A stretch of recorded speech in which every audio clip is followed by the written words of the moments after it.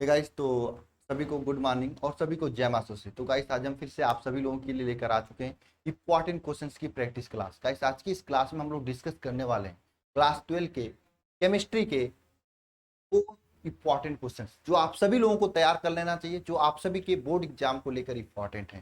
तो चलिए guys, start करते हैं क्लास को। लेकिन क्लास स्टार्ट करने से पहले मैं आप सभी लोगों से कह देना चाहता हूँ, जो डेली डेडिकेशन से मेहनत कर रहे हैं, एक बार सभी लोग संकल्प लें कि आज के दिन पूरे मेहनत से पढ़ाई करेंगे। और सभी लोग नीचे कमेंट बॉक्स में प्रेजेंट सर लिखें और कोशिश करें कि डेली आपको मेहनत से पढ़ाई करनी है।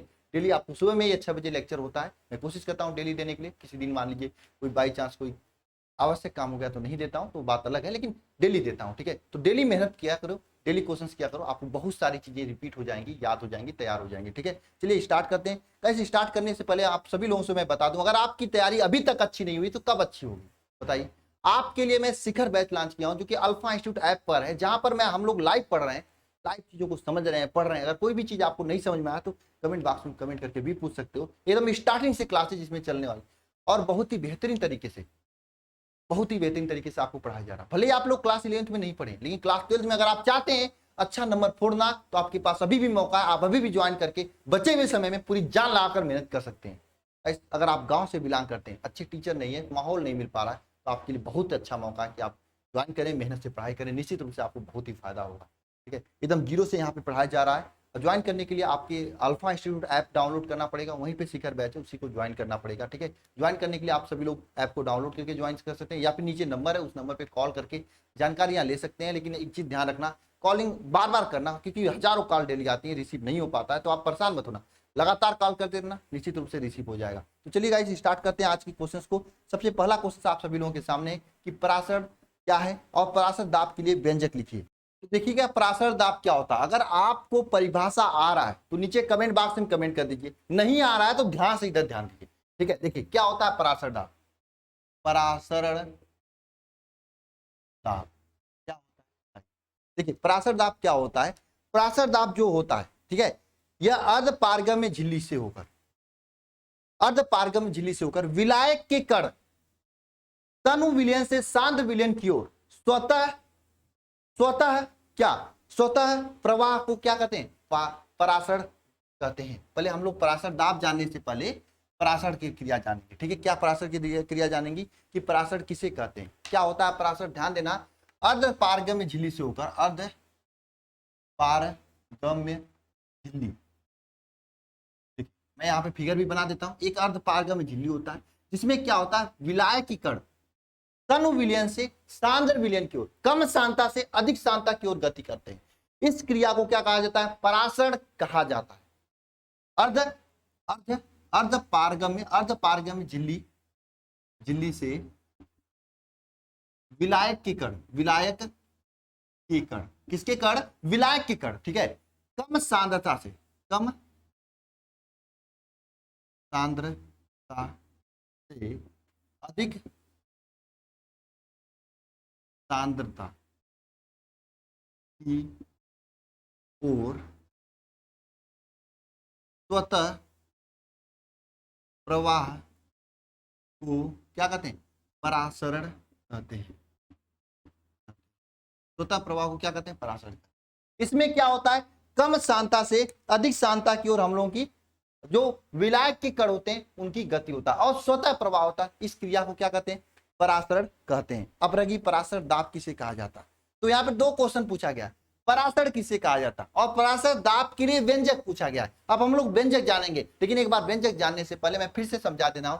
ये देखिए, मान लीजिए आपका अर्ध पारगम्य झिल्ली क्या है, अर्ध पारगम्य झिल्ली है, झिल्ली है। इस अर्ध पारगम्य झिल्ली से कम सांद्रता वाले, यहां मान लीजिए कम कम सांद्रता वाले विलयन, कम सांद्रता विलयन के जो कण है, इस झिल्ली से अधिक सांद्रता की ओर, अधिक सांद्रता की ओर अगर गति कर रहे हैं, वो भी स्वतः गति करते हैं, तो इस क्रिया को क्या कहते हैं, परासर कहते हैं। परासर दाब के लिए व्यंजक आपको लिखना है। सबसे पहले आप लोग परासर की परिभाषा लिख लीजिए। क्या होता है परिभाषा, अर्ध पारगम्य झिल्ली से विलायक के कण कम सांद्रता से अधिक सांद्रता की ओर जो स्वतः प्रवाह होता है विलायक के कण को, उसी को क्या कहते हैं, परासर कहते हैं। अब आपको क्या जानना है, परासर दाब के लिए व्यंजक, तो लिखना परासरण दाब के लिए व्यंजक। देखो कुछ ना कुछ आपको सीखने को मिलेगा। जिसको आ रहा है वो कमेंट कर देना, जिसको नहीं आ रहा है वो ध्यान पूर्वक देख कर लिख लेना। देखिए क्या होता है, P V is equal to N R T होता है, ये व्यंजक होता है।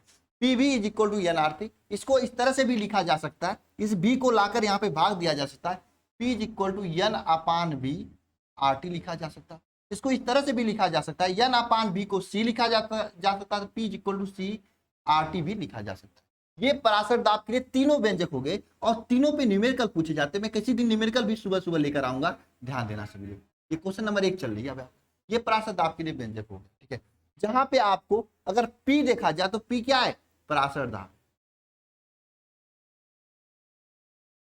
बी क्या है आपका, आयतन है। बी क्या है, आयतन है। पी क्या है, पराशर दाब है। बी क्या है, आयतन है। आर क्या है, गैस नियतांक है। आर क्या है, गैस नियतांक है। आर क्या है, गैस नियतांक है। और यहाँ पे यन क्या है, मोलों की संख्या है। यन क्या है, मोलों की संख्या है। दिखाई दे रहा है, मोलों की संख्या है। यन क्या है, मोलों की संख्या है। यन क्या है, मोलों की संख्या है, ठीक है। और टी रह गया ना, टी क्या है, ताप है। ठीक है, टेम्परेचर है, ताप है। यह आपका पराशर दाब के लिए परिभाषा हो गया। पराशर दाब किसे कहते हैं, अर्ध पारगम्य में झिल्ली से होकर झिल्ली से विलायक के कण कम सांद्रता से अधिक सांद्रता की ओर जो स्वतः गति होता है विलायक के कणों को, उसे क्या कहते हैं, उस प्रवाह को क्या कहते हैं, पराशर कहते हैं। और पराशर दाब क्या के लिए व्यंजक क्या होगा, P V is equal to N R T होता है। या इसे भी को लाकर यहाँ पे भाग के P is equal to N upon V R T लिख सकते हैं, या P is equal to C R T लिख सकते हैं। ये पराशर दाब के लिए व्यंजक हो गया और ये सभी सिंबल हो गए। हो गया, समझ में आ गया आप लोगों को। इसी तरीके से वहां पर चीजों को डिफाइन करके पढ़ाया जा रहा है। यहाँ फिगर मैंने आपको क्या बताया, यहाँ कम सांद्रता वाले कण हैं, ये अधिक सांद्रता की ओर गति कर रहे हैं। फिगर से चीजें क्या होती याद रहती हैं। आप इसे बना लो, लिख लो या स्क्रीनशॉट मार लो। पीडीएफ में टेलीग्राम में दे दूंगा, ऐप में तो देता ही, ठीक है, बात अपनी जगह है ना। चलिए नेक्स्ट क्वेश्चन पे। अगला क्वेश्चन देखिए क्या है, ये भी बहुत ही इंपॉर्टेंट क्वेश्चन है फर्स्ट केमिस्ट्री का। कोलाउस का नियम पढ़े हो, नहीं पढ़े हो ना, अभी जल्दी में मैंने पढ़ाया। 10 घंटे का लेक्चर में चैप्टर 3 कंप्लीट किया गया था, नहीं पढ़े, गर्व है यार आप लोग। हाँ? नहीं पढ़ोगे तो भी हम क्या करेंगे, इतना मेहनत कर रहे हैं, ऐप पे पढ़ा रहे हैं, यूट्यूब पे, यूट्यूब ऐप पे तो इतना ज्यादा मेहनत किया जा रहा है, क्वेश्चन दिया जा रहा है, सॉल्व कर रहे हो। पूरी तैयारी की जिम्मेदारी मेरी है, जो बच्चे ज्वाइन किए। मैं कह रहा हूँ आप कहीं सब ऑफलाइन छोड़कर ऑनलाइन आ जाओ। देखो परसेंटेज नहीं आता बताना मुझे, लेकिन हाँ भाई जितना देंगे उतना करना पड़ेगा। किसी किसी दिन मैं आपको 8 घंटे पढ़ा देता हूँ, 8 घंटे क्लासेज हो जाती हैं धीरे धीरे, तो 8 घंटे भी पढ़ना पड़ेगा, 10 घंटे भी पढ़ना पड़ेगा। इतना जान लेना, क्योंकि पसीना बहाओगे तो परसेंटेज आएंगे, ठीक है। चलिए कोलाउस का नियम बताओ आप लोग, सोचो जरा, कमेंट बॉक्स में कमेंट करो। कोलाउस का नियम कमेंट बॉक्स में कमेंट करो भाई, करो।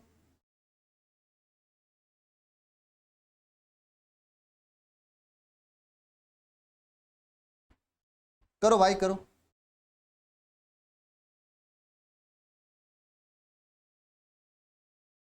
सही हो। देखो देखो भाई, मैं आपको कोलाउस का नियम 1 नंबर लायक में परिभाषा बता देता हूँ। नहीं पढ़े, बहुत इंपॉर्टेंट है भाई, बहुत ही इंपॉर्टेंट है कोलाउस का नियम। इतना ज्यादा पूछा जाता है, मैं क्या बताऊं। कोलाउस का नियम क्या है, कोलाउस का नियम क्या है ना?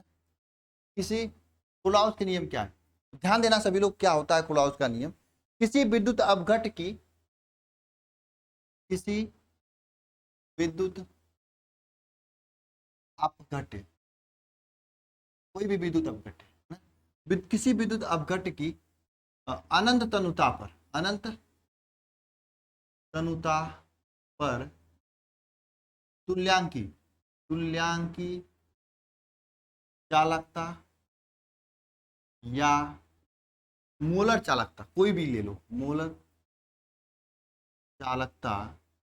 देखो भाई, तुल्यांकी चालकता या मोलर चालकता उसके आयनों के, उसके आयनों के चालकताओं के योग के बराबर होते हैं ना। तुल्यांकी चालकता या मोलर चालकता विद्युत अपघट के, विद्युत अपघट के धनायनों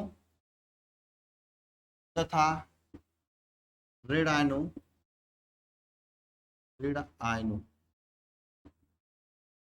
ऋणायनों ठीक है के चालकताओं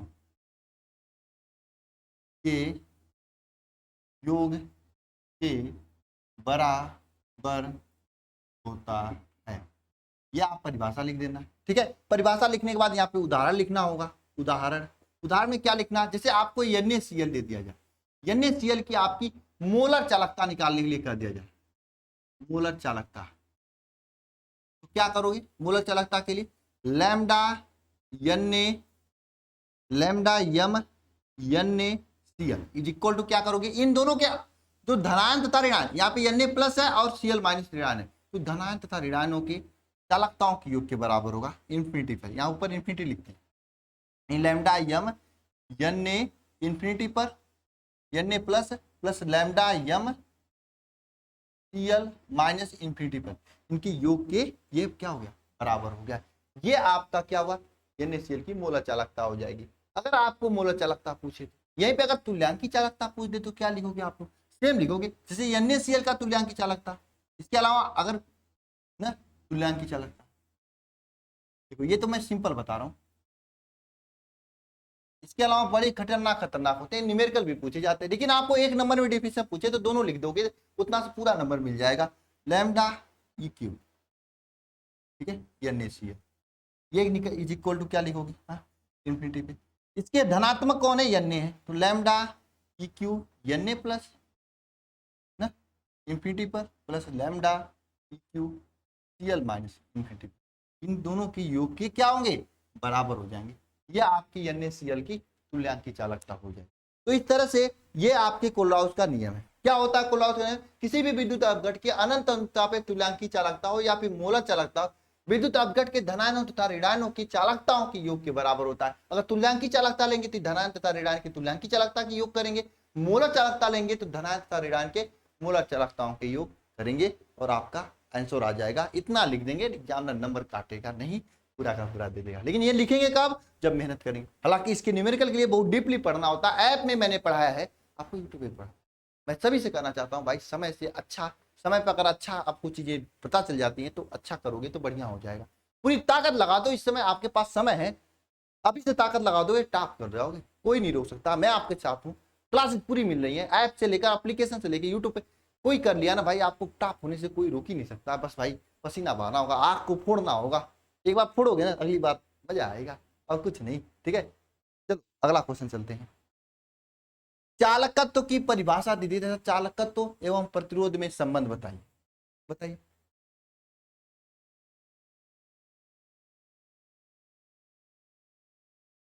बताइए चालकत्व क्या कहा जाता है, चालकत्व किसे कहते हैं, चालकत्व की परिभाषा क्या होती है, भूल गए आप लोग, जो पढ़े वो लोग भी भूल गए, हमें कमेंट नहीं कर रहे हैं चालकत्व की परिभाषा। बताओ भाई चालकत्व किसे कहा जाता है, बताओ। देखो क्या होता है चालकत्व, चालकत्व क्या होता है, किसी विद्युत अपघट्य, कोई विद्युत अपघट्य है उसका जली विलयन में, जली विलयन में, किसी विद्युत अपघट के जली विलयन में, करना कैसा विलयन, जली विलयन ना, किसी विद्युत अपघट के जली विलयन में विद्युत धारा प्रवाहित करने की क्षमता को, जली विलयन में विद्युत धारा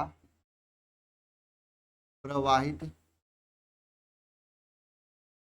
करने की क्षमता को, किसी विद्युत अपघट के जली विलयन में विद्युत धारा प्रवाहित करने की क्षमता को, विद्युत धारा प्रवाहित करने की क्षमता को ना, उस विद्युत अपघटनी के चालकत्व कहते हैं। उस क्षमता को, उसका उसका जो है उसका चालकत्व कहलाता है। ये विद्युत अपघट के चालक, यानी कितना विद्युत धारा प्रवाहित करें उसी को क्षमता को क्या कहते हैं, चालकत्व कहते हैं। यानी किसी किसी विद्युत अपघट के जलीय विलयन में विद्युत धारा प्रवाहित करने की क्षमता को उसका किसका इस विद्युत अपघट की चालकत्व कहलाता है। इसे जो हम लोग इसे क्या कहते हैं, प्रदर्शित करते हैं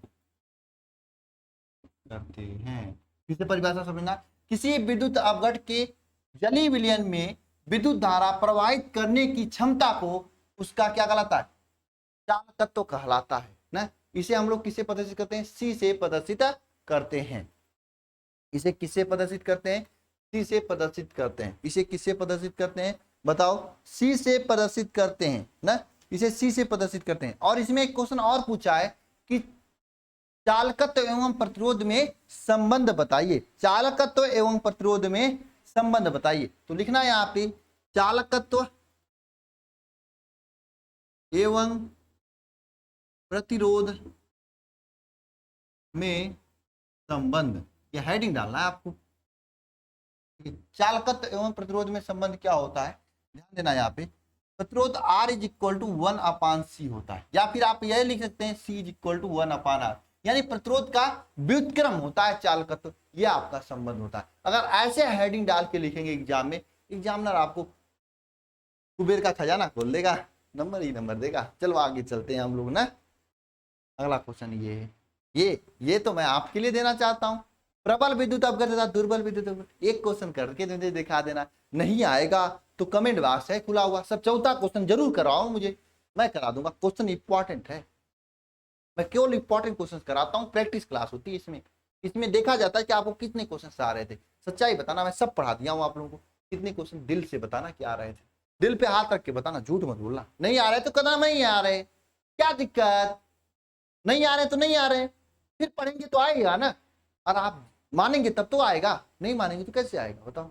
नहीं आ रहा तो नहीं आ रहा था, सीधी सीधी बात बता देना, और आ रहा था तो जरूर बता देना, ठीक है। चलिए ये क्वेश्चन होमवर्क है आप सभी लोगों के लिए। और जो भी नए बच्चे हैं, मैं सभी से कहना चाहता हूँ इस भाई बैच को ज्वाइन कर लीजिए, बेहतरीन तरीके से आपको पढ़ाया जा रहा है। समय को बर्बाद मत करिए भाई, जितना जल्दी हो सके उतना जल्दी आपको ज्वाइन करके बेहतरीन तरीके से मेहनत कीजिए। मेहनत से ही आप लोग अच्छा कुछ कर सकते हैं, मेहनत से ही अपना एक अलग औहदा बना सकते हैं। और कुछ नहीं आपके साथ रहने वाली, नहीं तो आपके फ्रेंड जाने वाले, नहीं कोई जाने वाले, सब आगे निकल जाएंगे, आप रह जाएंगे अगर मेहनत नहीं करेंगे तो, ठीक है। चलिए मिलते हैं नेक्स्ट लेक्चर में। सभी को जय हिंद, जय माता सरस्वती, धन्यवाद।